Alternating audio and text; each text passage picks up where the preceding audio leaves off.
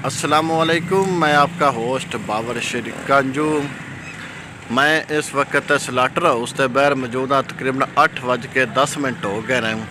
Slaughter house है हाली तक बंद है। स्लाटर हाउस का मकसद की है भी जो जलालपुर भट्टियां के कसाई ने वो लिया के अपने जानवर इत्थे ज़बह करन और इत्थे असिस्टेंट कमिश्नर की जी तस्दीक शुदा मोहर उत्ते लगी जाए भी गोश्त सेहतमंद है वो इत्थे लिया के भी उन्होंने ज़बह करन और फरोख्त किया जाए। लेकिन कसाई की करते हैं अपने फटिया के सामने जो अपने घरों के उन्हें ज़बह करते हैं, कोई मोहर नहीं लगती, कोई कुछ नहीं लगता, फरोख्त की जाते भी सेहतमंद गोश्त है या मूसरे सेहत गोश्त है या किस तरह का गोश्त है।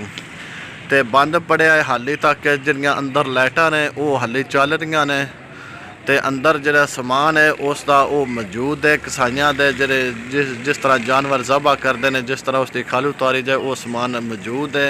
लेकिन बंद हुंदा है। लाखां रुपये ला के इसनूं तमीर किया गया है। ज़िली इंतजामिया ते तहसील इंतजामिया की गफलत और लापरवाही की वजह तो जिहड़े जलालपुर भट्टियां के कसाई ने वो पता नहीं किस तरह का गोश्त हुंदा है वो फरोख्त किए जा रहे हैं। कोई उन्होंने पुछण वाला नहीं तो कोई दसन वाले ना ही तो साडे म्यूनसिपल कमेटी वालों दसन पुछण वाला भी तुसीं इसके खिलाफ एक्शन लिया जाए या लिया के सख्ती की जाए भी जानवर लिया के इत्थे ज़बह किए जाए, मोहर लगी जाए। कोई मोहर नहीं लगती, कोई कुछ नहीं, जिस तरह का आता है उस तरह का फरोख्त किया जा रहे हैं। शहरियों को पता नहीं किस तरह का गोश्त खिलाया जा रहा है। तो साडी आला हकाम अगे अपील है भी इसका नोटिस लिया जाए तो इसनूं ओपन किया जाए। तो जलालपुर भट्टियां जिहड़े कसाई ने उन्होंने लिया के इत्थे जानवर ज़बह करने चाहिए ने ताकि जिहड़ी उसकी गंदगी वो ना फैलाई जाए तो और उसका जिहड़ा गोश्त है वो सेहतमंद या तस्दीक शुदा गोश्त होना चाहिए जिहड़ी इस आवाम नूं खिलाया जाए।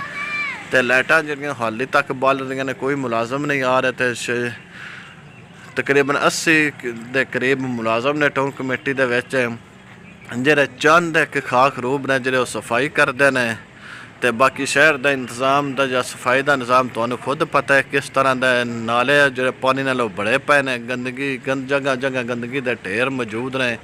बस ये सारे सियासी डेरियां दे विच मुलाजम ने उत्थे नौकरियां दे रहे हैं। तनख्वाहां जनाब मेरी टाउन कमेटी को वसूल कर रहे हैं। जिस तरह हुण फिर भर्ती है कोई है वो भी सियासी नज़र हो गई है। सारिया सियासियां अपने अपने बंदे उत्थे भर्ती करा लें तो हट के अपने डेरिया उन्हें रखे ने।